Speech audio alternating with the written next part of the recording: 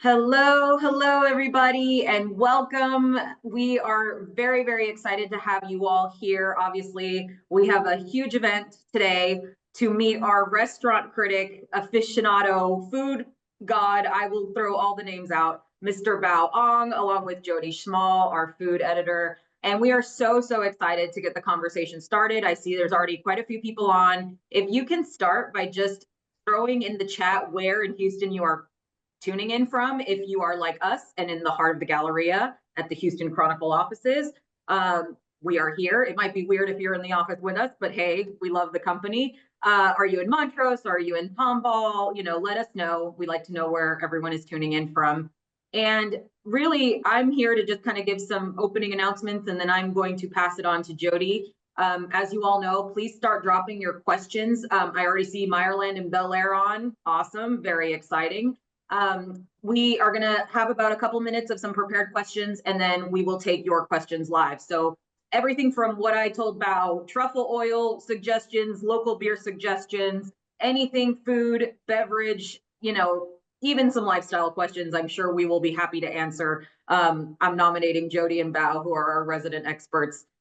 So I see Southwest Houston's already on. Someone from San Diego is here repping Houston restaurants around Greater Houston. So love it. Okay, so before I forget, obviously, we will be giving you all a lot of information today. After the event is over, this will always be put back on YouTube at the Houston Chronicle News channel. So if you, for whatever reason, have someone that's missing it, make sure you can send them there after the event. So Jody, I think I've done enough talking. Do you want to go ahead and take it away? I do. Thank you very much, Colleen. I'm thrilled to be doing our first official HC Live with Val, who we announced as our second ever full-time restaurant critic a couple weeks ago. He follows our previous critic, Allison Cook. And then before that, we actually didn't have one single dedicated food critic.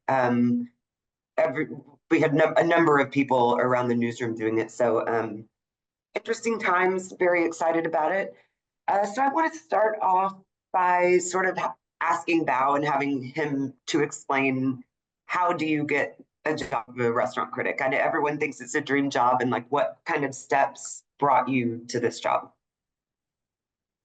Thanks, Jody. Yeah, I get asked this a lot about, how did you get this job? How do you become a restaurant critic? And I always tell my first answer to this question is that, everyone's path is different.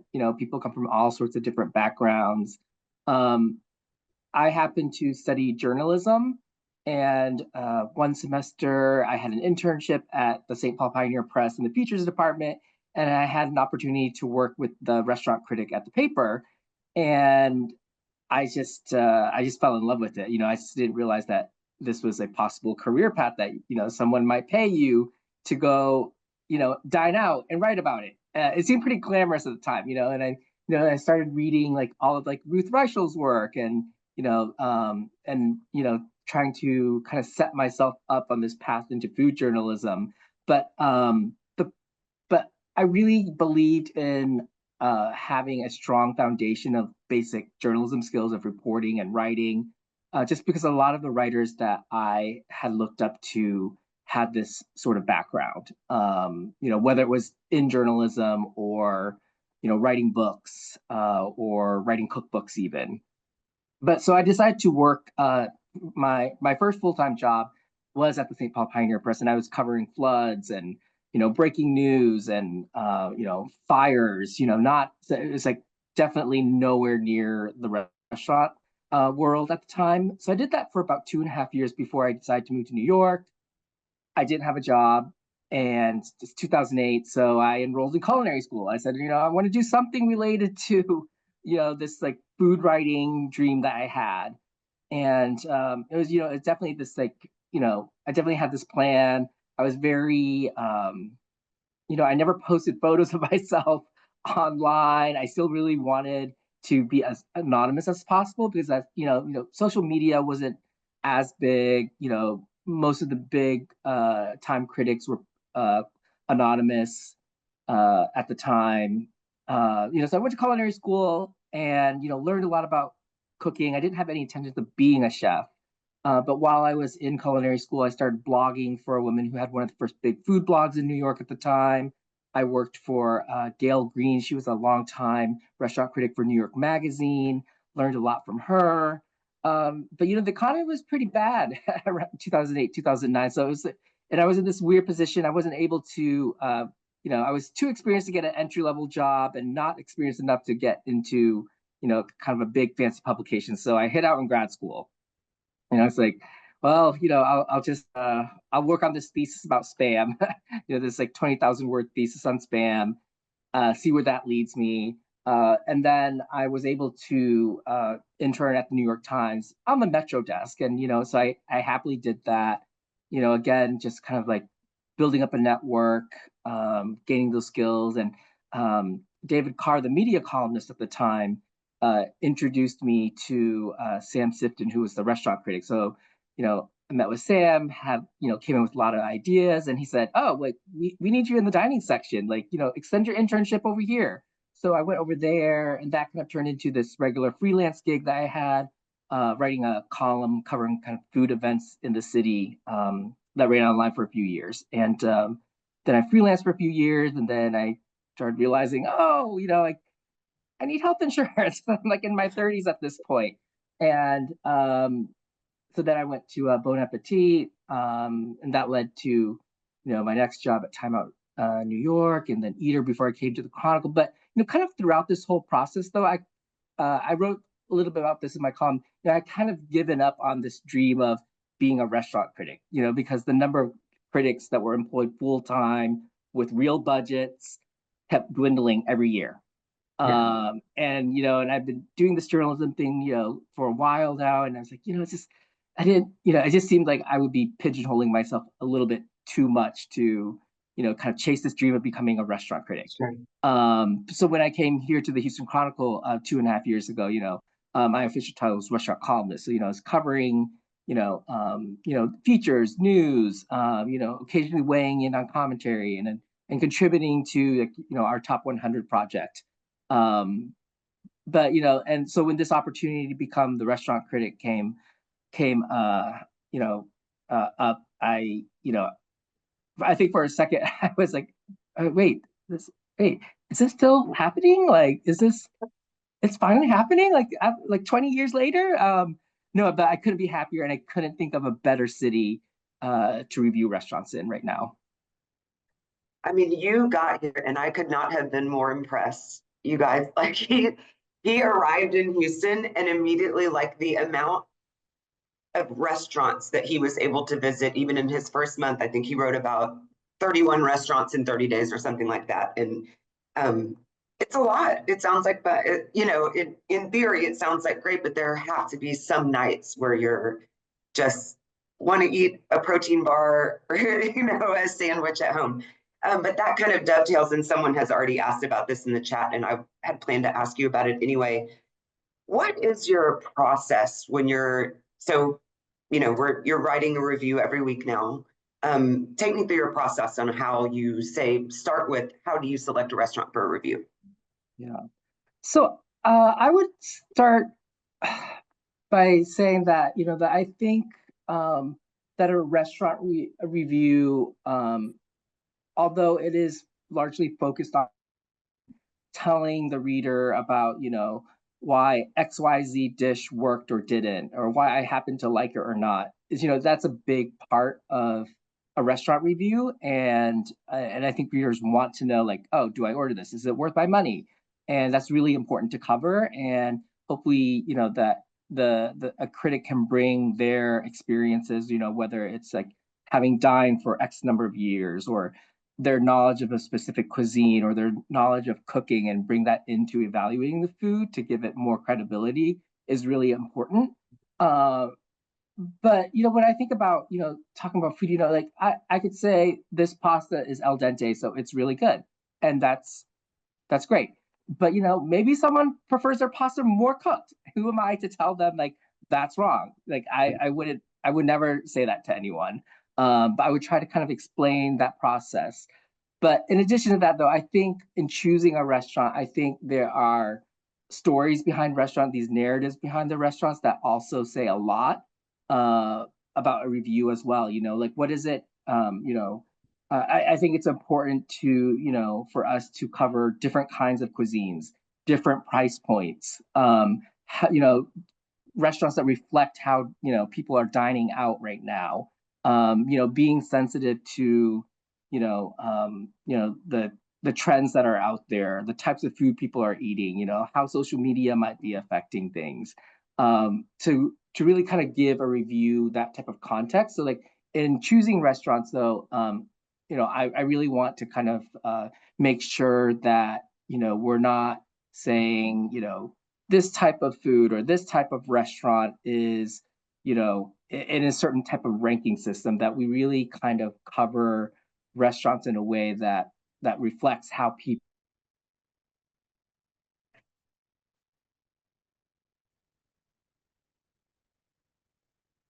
Oh, sorry, you froze there for a minute.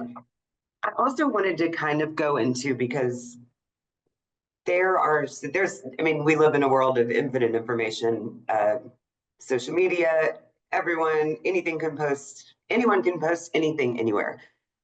So I want you to explain a little bit about how you feel what we do at the Chronicle sort of separates us from, I'm not sure that Houston necessarily has another full-time restaurant critic, and I think you could be it. But I do want to make the distinction between what we do and what you might see someone else doing, reviewing food somewhere else. Yeah.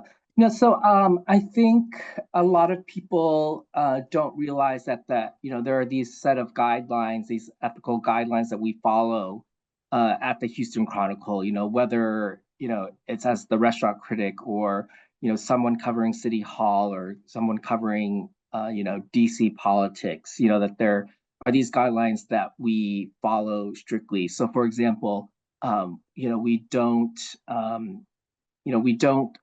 We pay for all our own meals. We're not allowed to accept any kind of free meal in exchange for a review. A lot of people might, when I tell them, oh, I review restaurants, they often ask me, so like, do the restaurants pay you? Like, do you get to eat for free? Like, yes, I eat for free in terms of the Houston Chronicle pays for my meal, but there's no sort of a situation where a restaurant will pay us money for a review that's favorable or negative, or any type of review. We try to be anonymous as possible. I avoid making reservations under my name whenever it's possible as well. That's it's harder for certain restaurants where they have certain reservation systems that they use, but we don't we don't ask for any kind of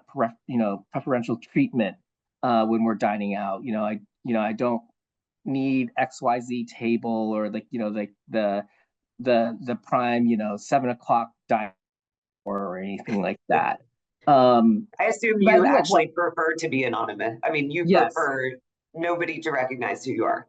Yeah, I think that's always like more comfortable for all parties. It's like, yeah, and then there are instances where you do get recognized, and then in some situations, you both kind of do this dance where like, you don't see each other, which is very awkward. And then other times it's you do say hi, and the chef might come out and introduce themselves, but it's always much easier when you're able to be anonymous. And even when we're not, I think a lot of people wonder, well, doesn't that change your experience? Like, aren't you biased already if they recognize you? And my answer to that is, when we try to go in anonymously, I think there's only so much that the restaurant can do. They still have to execute, you know, the dish. They may give you a bigger, fillet or a better one that they have, waiting to, put on the grill, but they still have to execute. And, we're evaluating that. And, I should also point out that for reviews, we also visit restaurants 2 to 3 times minimum. And like we try to mix it up. We try to go to lunch. If there's lunch, I go at we go and order as much of the menu as we can as well. So it's not based on just one visit that we're writing these reviews on. And probably there is a lot of stuff that winds up on the cutting room floor. I mean, I'm assuming you're out maybe at least once a day, and that might not turn, how do you distinguish between like, oh, this restaurant, there's probably a large percentage of restaurants that you're not going to write about because it's either, how do you make that distinction of what you're going to write about? Yeah. So, if a restaurant's new, that's kind of like the obvious one, because like restaurants that people are talking about, restaurants that are, in the news, that are really buzzy, that that are all over social media, or have maybe a chef that has a big following. So I think that's kind of like very obvious in one sense, like this new restaurant, we want to weigh in, we want to tell readers, what are you getting here? Is it worth it? Essentially, what was like our experience. But then, I think that we can't just focus on just new restaurants. So for example, my first review was a Mediterranean Middle Eastern restaurant that had been around for a few years already, and relocated to a bigger location about a year and a half ago, but it had never been reviewed. It wasn't really like big on social media at all. It wasn't really on anyone's radar, and I just had a really good experience there, and I really wanted to review this restaurant because I felt that it was important to shine a light on a cuisine that's like that's very popular here in Houston, but that doesn't get written about, in my opinion, quite nearly enough. So I'm looking to kind of expand our notion of kind of what restaurants should be reviewed. That it's not just new restaurants, that it should be restaurants out in the suburbs, that it could be a food truck, that it could maybe a pop-up restaurant or a bakery could deserve a review as well. How do you handle blind spots? Like, say, for instance, I know nothing, really almost nothing about Burmese food. There has to be, not everyone knows everything about all genres of food. How do you handle walking into a restaurant? You're like, oh, I've never seen or heard or tried this food before. That's I'm glad you brought that up, because I don't I'm not an expert in every type of cuisine out there. I know I feel like I probably know a lot about food and bits and pieces here and there, and perhaps more than the average person that goes to a restaurant, because I have been doing this for a living. But by no means am I an expert in every type of cuisine that exists out there. But I think when you are in a situation, when I'm in a situation where I'm in a restaurant where I'm not familiar with the menu, then then it goes back to kind of being a reporter and doing your homework, reading up about the cuisine, reaching out to people who may know more about it, and sometimes having them go dine with you as a guide. But I think you also realize that they're a guide and not necessarily an authority as well. And when you're writing about these cuisines, that you make sure that that you catch the nuances, and that you're sensitive, and that you're not making statements that can't be backed up, or that are too universal for someone that's not an expert to make those type of claims. And I also rely on you, Jody. Oh no, I was going to give you a compliment, because you are always like, you're always having like new and different dining companions. You're so well sourced just in the world in general, whether it's like the Facebook food groups or Instagram or like any other, even off platform engagement. Like, you're so plugged in, and it impresses me every single day. So what is the hardest part for you about your new job so far? I know you've been doing it for a month, but what has been the biggest change for you and challenge? For me, I think especially in the last year, since Greg Moraga, who is a longtime fixture on our food team as well, covered so much news, and I kind of stepped in to help cover a lot of news, like this kind of metabolism that online journalism has. There's this constant need for like news and like kind of this feed the beast mentality, that we jump on news, we want to break news, kind of breaking out of that rhythm and really focusing on writing a review that's well thought out, that that you really have given time to thoughtfully lay out an argument, or to write a narrative that's built into a review. That I think is really important, because if someone wants to know whether something's just good or bad, they can just hop on Yelp or Google reviews, and they'll just look at the number of what the rating looks like. But I think they're looking for a little bit more when they're turning to the Chronicle, for some some credibility, some insight to how I view restaurants, what are my tastes like, for example, and to use that as a guide in making their decisions, and when they make a reservation at a restaurant, or walk into a restaurant.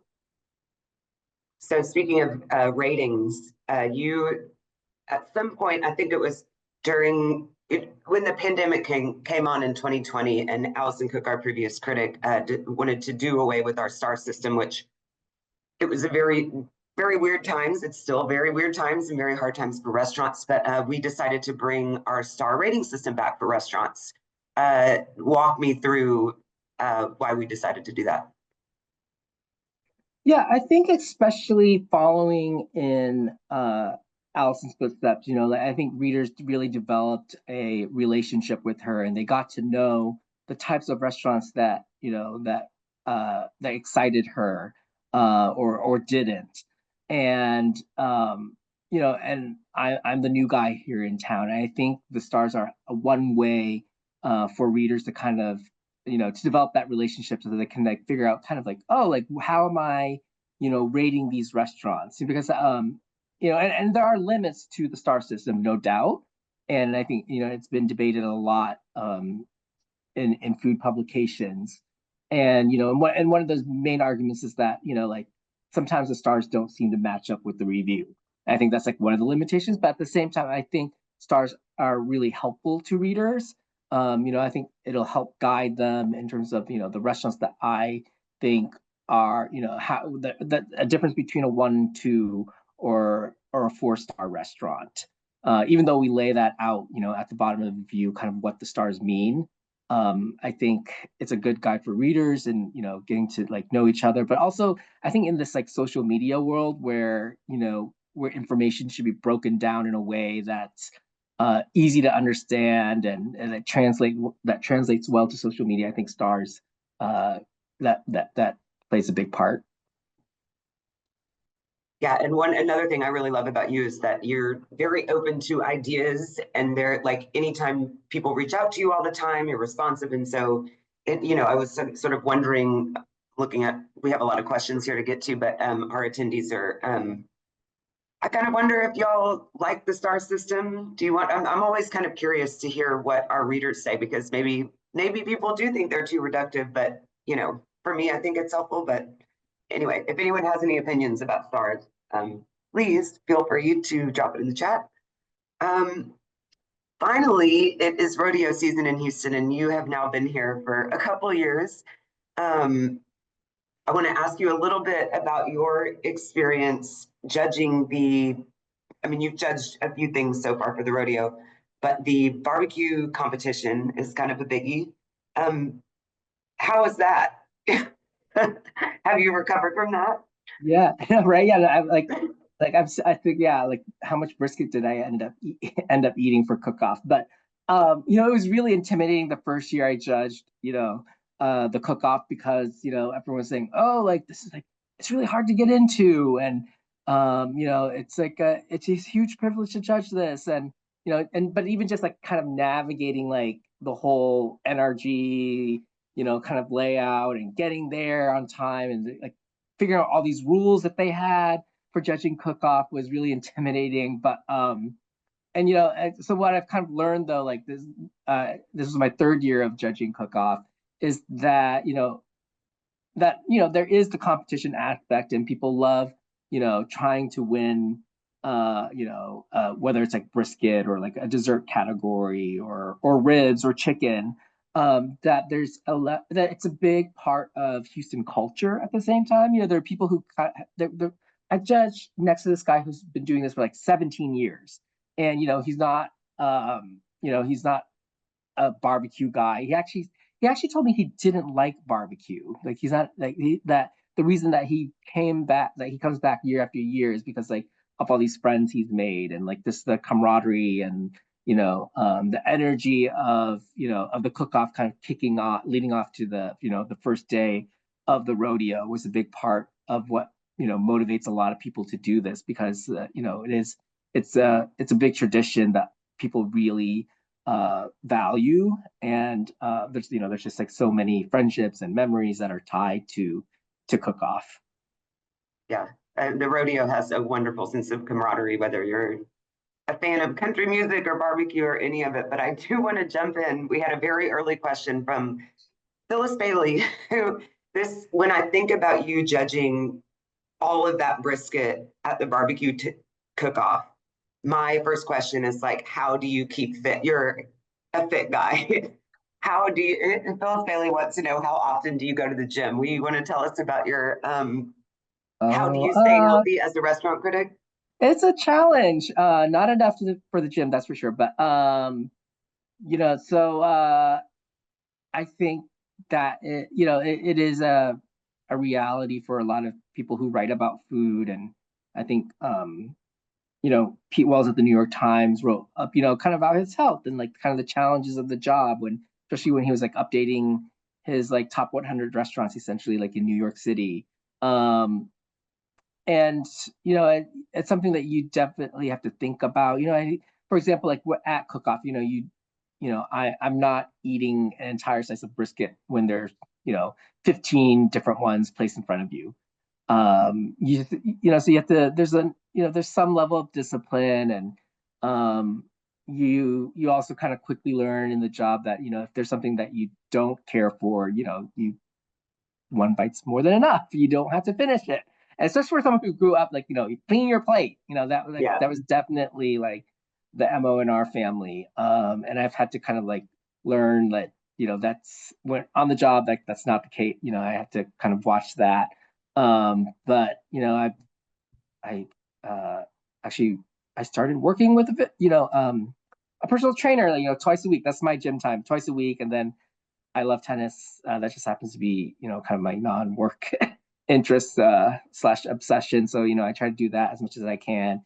And it's I don't know if I've discovered the right balance, but it's harder in your 40s. So I'm doing the best I can. Yeah, it is. I mean, like also, meanwhile, we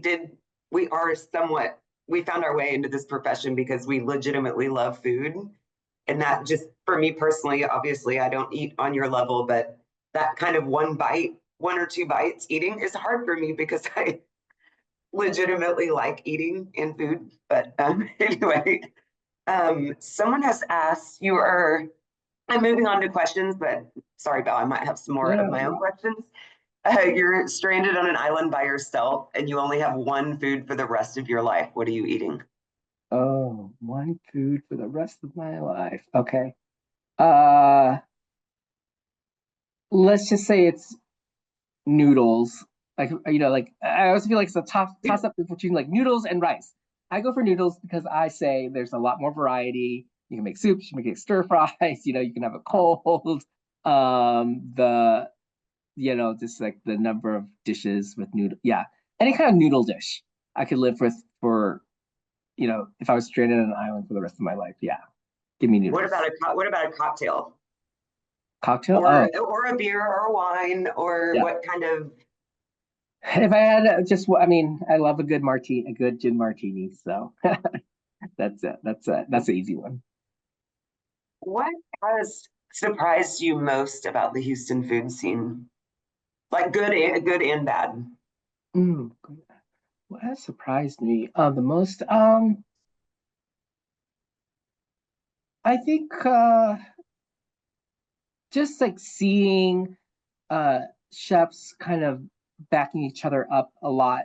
For example, if someone is planning to open a brick and mortar, I feel like there's always chefs like willing to host other chefs for a pop-up or to lend a hand at their pop-up, and really just kind of supporting other chefs who want to open their own restaurants, whether they're currently like in a pop-up form, or they have a food truck, or they're mostly focused on catering, but they want to go open a brick and mortar eventually. There's a lot of support, and there's a big, supportive community of chefs that work with each other here. And it's not just, young chefs, but, chefs that have been around for much longer as well.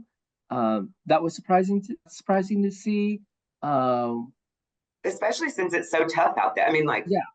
there's someone else that's asking about restaurant closures and how difficult it is for restaurants. So Yeah, we no, like that.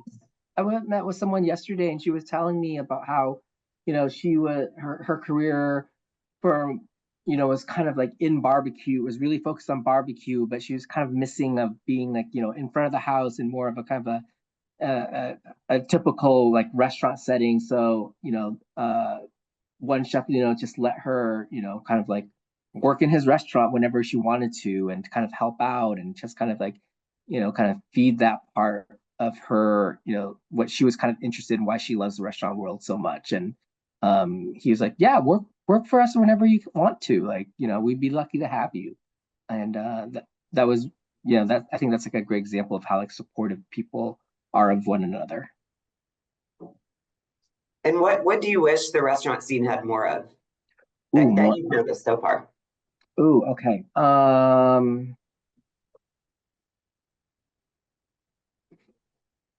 Maybe this kind of goes back to my like noodle slash like pasta obsession. And I think we've talked about this on our team a lot, that there's tons of Italian restaurants that open up like all the time, um but I would like to see a higher caliber of cooking when it comes to Italian food here in Houston, despite like kind of how many we have. And there are definitely some good ones, that we can name right now. But for the number of Italian restaurants that open up all the time, I think we could do a lot better there. I agree. Let's see Adrian wants to know who is the new HC restaurant columnist to fill the gap. We are looking to hire another person. We haven't posted the job yet, but we hope to do that soon. Susan is asking about suburb coverage. And you and I have talked about this. Houston is an enormous city. She says she missed restaurants in Clear Lake. It's a really wide area to cover. Do we have a plan in place to cover more of the suburbs, or your plan? Um, yeah, no, definitely. Like I have restaurants on my radar that are, well outside of the loop, that are on my list to, to visit. I'm going to one tonight. That's, if traffic isn't bad, it'll be at least a good, 45-minute drive. So you have to follow along to read. But like, no, definitely, and I think that was one of the reasons I wanted to review Sayad Mediterranean Kitchen, because it was outside of the loop. I wanted to kind of set the tone that we're not, you know we will review kind of those buzzy restaurants, but we are not afraid to kind of put in that shoe leather reporting and go out to a suburb that hasn't necessarily received as much attention.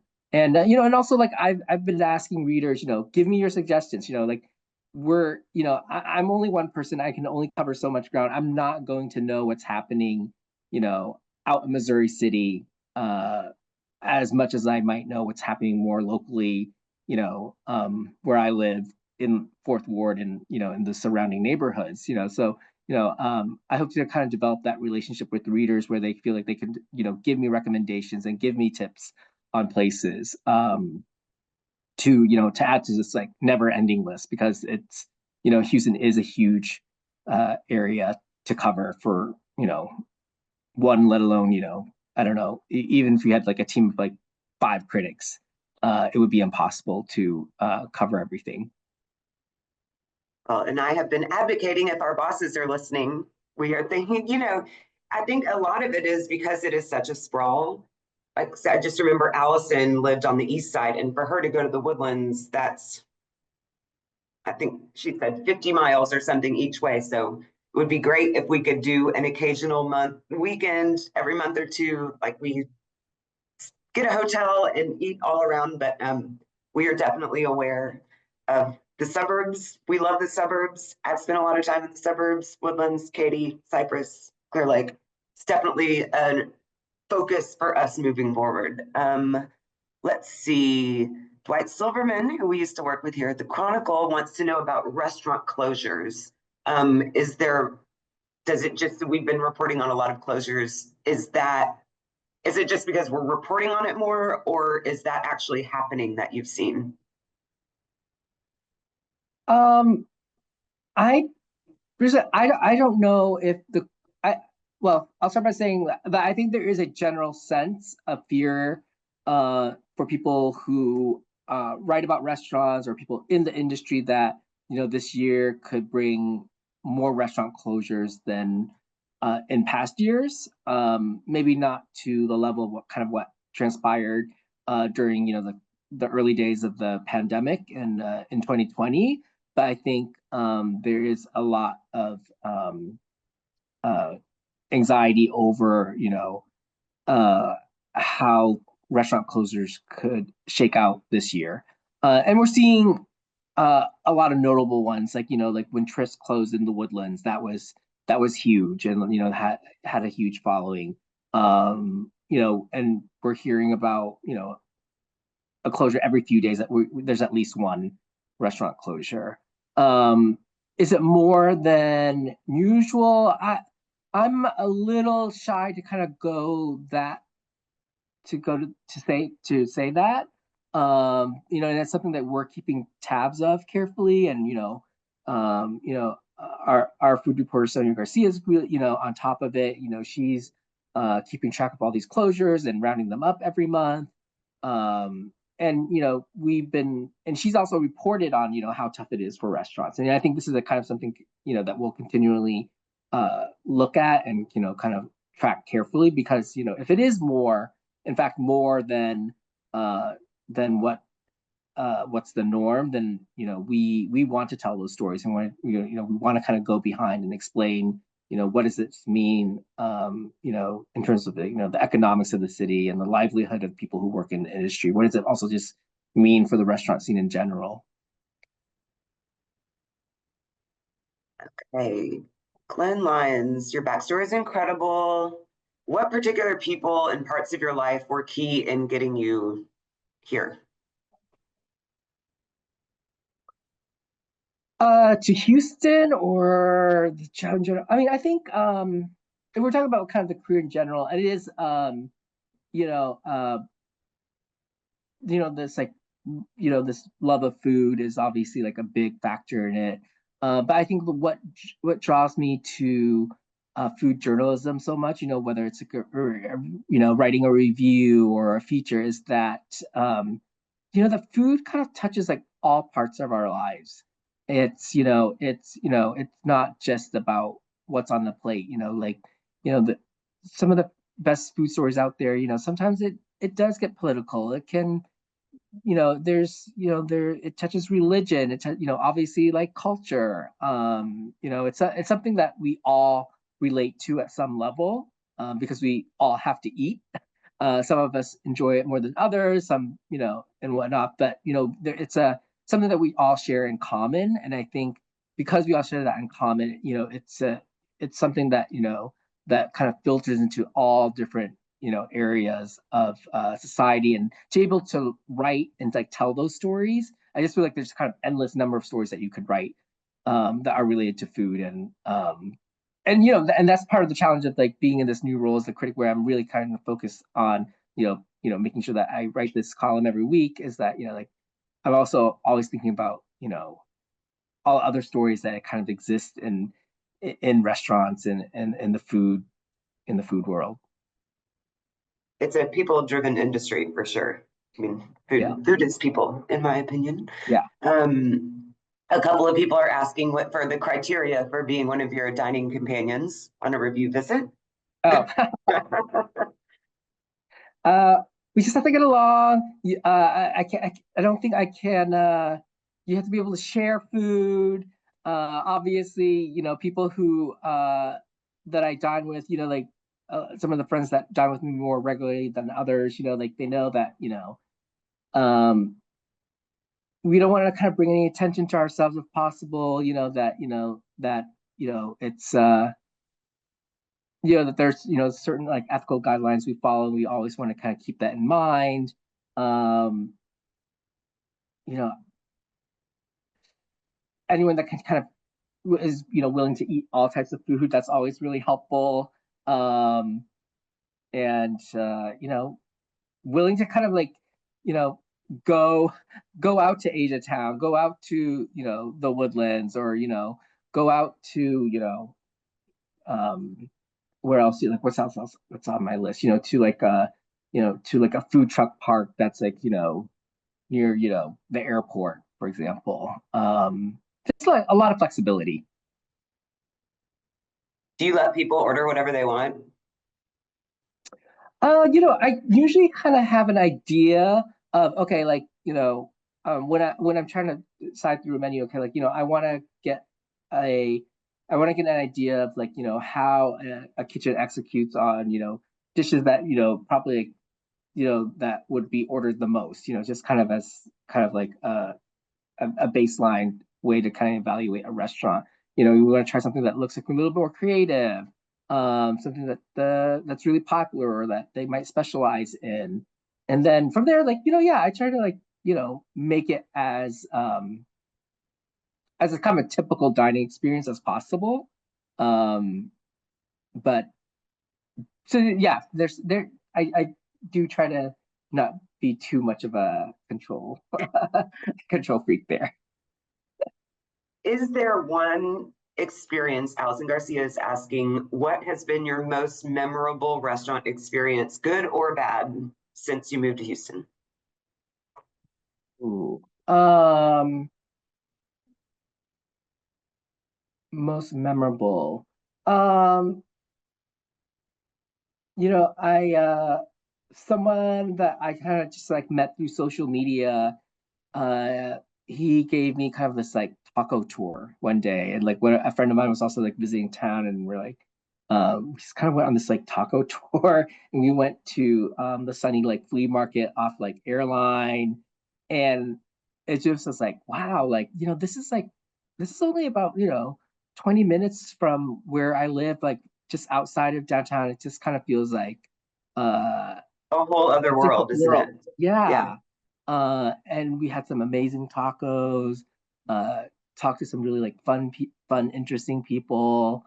And I think that's like one of the things that I love about Houston is that that there is so much territory, and I can just drive 20 minutes, 30 minutes, 40 minutes, and that there's this whole other kind of world of possibilities in terms of like food, and I think that's what excites people who write about food, is like finding those like new things that you don't know about, finding that restaurant that you can recommend to someone, and finding that taco that is better than the last taco that you had, or the bowl of pho, or someone selling turkey legs out of their truck, out of their car in Montrose. So like we love finding those things.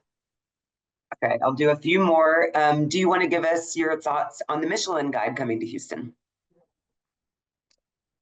Well, so I think it's exciting for a lot of restaurants.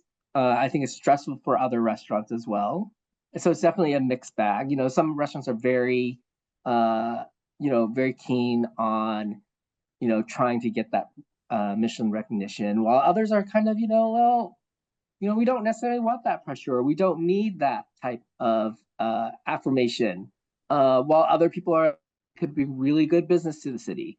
In terms of like, their first list, I think, they did a solid job overall. Like they hit a lot of like the restaurants that we assumed would be recognized. I think everyone was surprised at how much barbecue was recognized by Michelin for their Texas debut, and what does that mean? What does it say about Michelin's approach?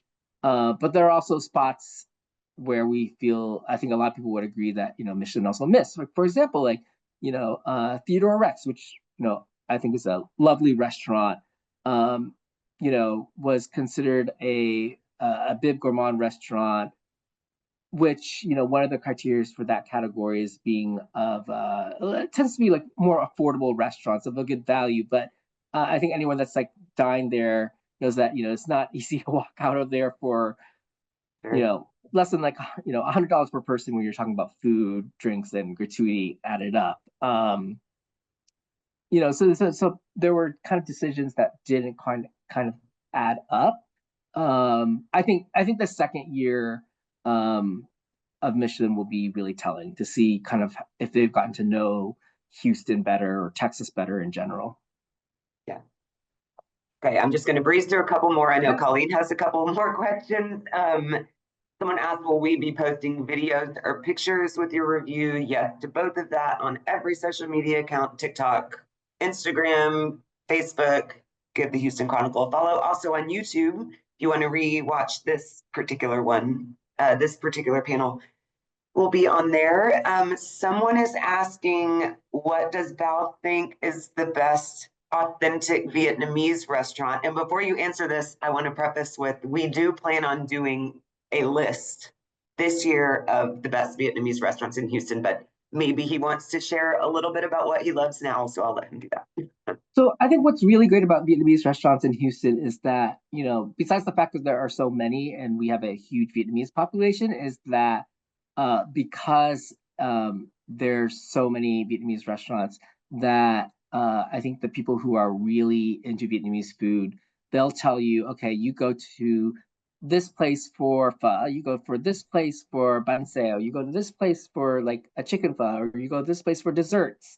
There's just so many options that you can start breaking it down that way. I don't know if I have a restaurant that does, kind of everything really well, but I definitely have restaurants in mind that do, one dish particularly well, or like that's the restaurant, like Nam Ya, which is like has been on our top 100 list, recognized by Michelin. They're focused on central Vietnam, the city of Hue, which is like has its own very specific cuisine, and banh bao, it's spelled like BANH, then BEO, is like that's like for me that's like the best dish banh bao place in Houston. There's these kind of like small steamed rice cakes with a little bit of like dried shrimp and pork, scallion oil on top. It's a really simple dish, and it comes in this like tiny tray that you kind of just like plop out, put one in your mouth, then you want like 5 more, and it's also really affordable, which is even better. We'll have lists on like the best banh mi, just because there's so many banh mi options, for example. So if you want a specific recommendation on a Vietnamese dish, I'm always happy to kind of help guide you in the right direction, or maybe ask someone that might know better than me. And Colleen, I'm going to pass it to you. I'm just going to ask because I'm kind of curious about this one too. Do you believe you need to attend culinary school to become a critic? Definitely not.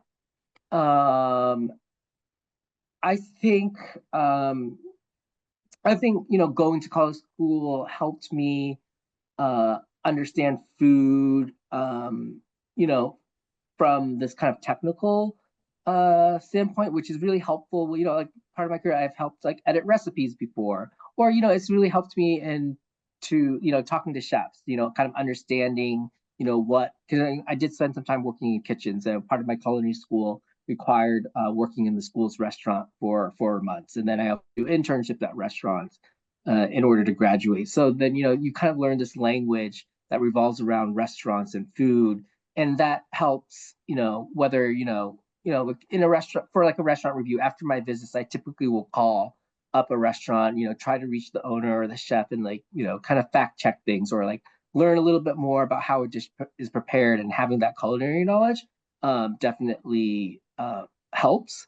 Does that require going to culinary school? No. I mean, I know a lot of people that know so much about food, even more than I do, but that that just cook at home a lot, that consume so many cookbooks, are obsessed with Food Network, and have kind of like learned the skills that at home and taught themselves. But definitely, for me, culinary school was kind of a good structured way to kind of like learn more about food. But it wasn't definitely not required, and it's really expensive. So if you have any young people that are considering it, go work in a kitchen first is my biggest advice. Colleen, do you want to ask some questions? Absolutely. We have a ton, and luckily Jody got to most of them, so that's awesome. We do have a few that I wanted to get to. First off, someone was actually saying they were tuning in from the Buc-ee's in Luling. So I'm going to interpret that as a question and ask both of y'all, what's your favorite Buc-ee's snack? Oh, mine's jerky, easily.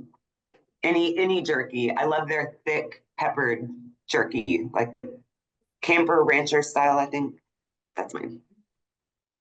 I get the chopped brisket sandwich whenever I'm at Buc-ee's, like for the road. Have either of y'all tried the beaver nuggets? I've never tried those, and those seem to be the thing. Too sweet for me, but I have tried them. They have a spicy the spicy version that I like better than the classic nugget. Awesome. Okay. Someone else is asking, how does your family respond to your job, Bao, in terms of the lifestyle, everything? Are they just trying to always get into the restaurant recommendations with you? And yeah, just in general, how do they perceive the lifestyle of a food or restaurant critic in your case? I definitely don't think my parents still understand exactly what I do for work. They know that, like I write words and that I go to restaurants a lot, but I still don't think they totally understand kind of like my work. But my sisters, they love going to restaurants. So whenever we get together, that's always really fun because they're very interested in trying new restaurants, new cuisines. They're quite adventurous. So definitely get like a lot of support there. We travel together when we can. But and all my friends are pretty much I would say people who are also like really into food as well. Awesome. Someone else is asking, will there be a possibility of meeting you at a public venue, perhaps where they could actually watch you rate your food tastings live, a festival, public, whatever's going on in the city? And I think Culinary Stars, tell me if I'm wrong, might be the closest to that. Yeah, so our event, I'll be there. I'm judging at, I'm sure I'll be judging at events that are, also open to the public.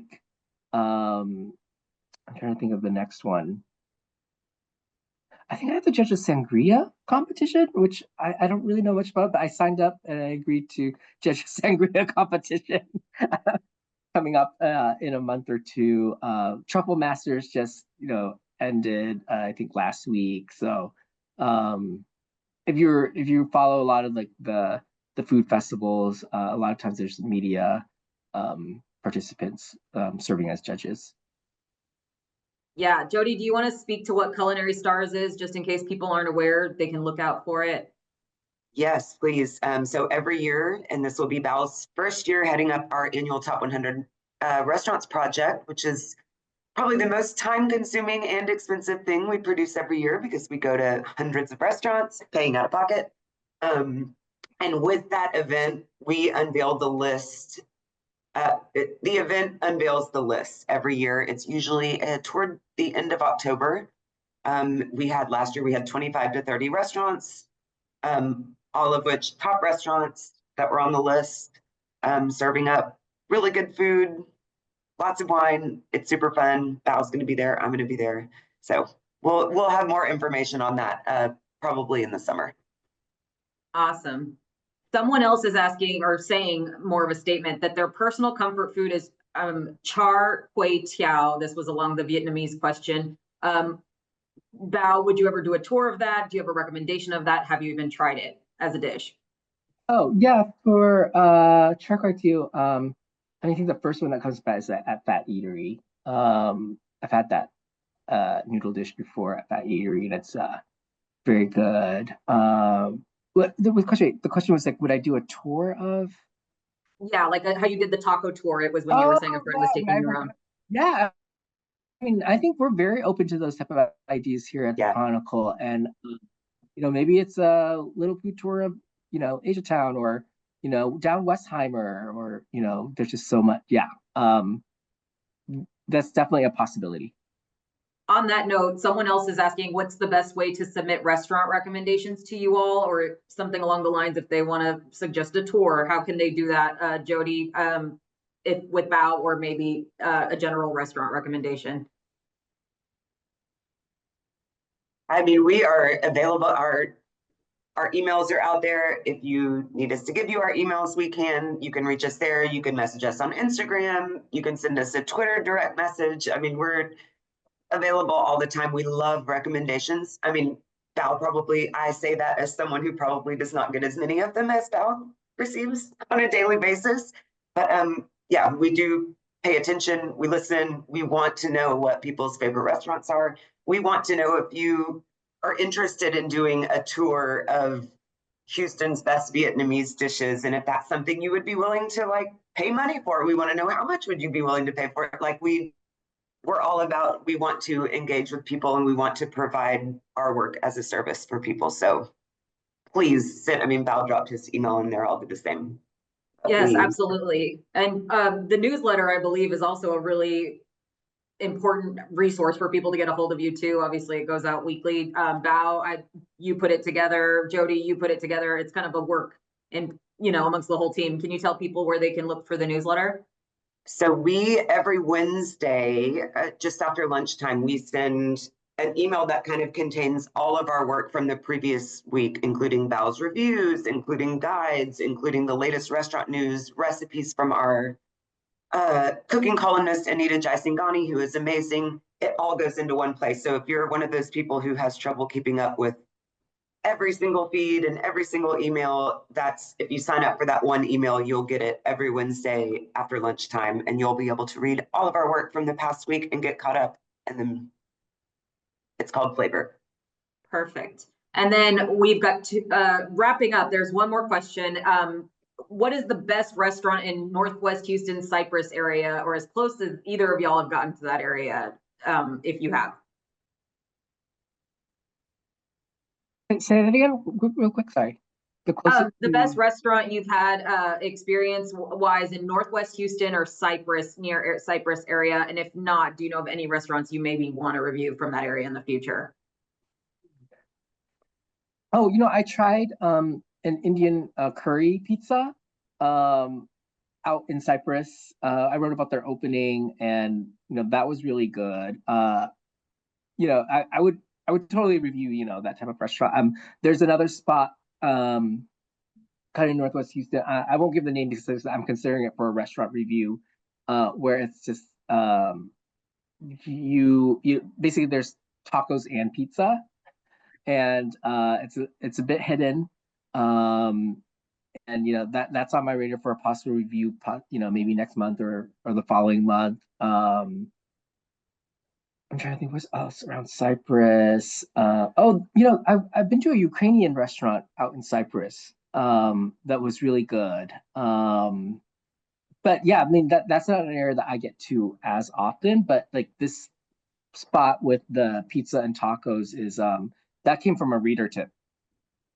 Awesome. And on that note, we are basically at time. So if you are a reader and tuning in today, or you have any type of restaurant recommendations like Jody and Bao were talking about, please make sure to email them, look for the newsletter, submit your tips there. And yeah, stay tuned. HC Live events, they happen almost every week. We've got this Monday, actually, Dr. Peter Hotez is going to be coming on talking about measles. Obviously, today's event was about food, but we talk about every type of event, topic, category, you name it, that we cover here at the Chronicle. And on top of that, we've also got a meeting with the Katy mayors that is coming up right after that. So if you're interested in any of those topics, make sure to go to the HoustonChronicle.com website, follow the HC Live newsletter so that you can keep up with all of these types of events, food related or otherwise.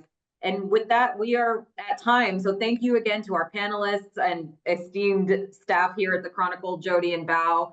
And thank you to everyone for tuning in. We wish you all a great rest of the week. Stay safe and take care.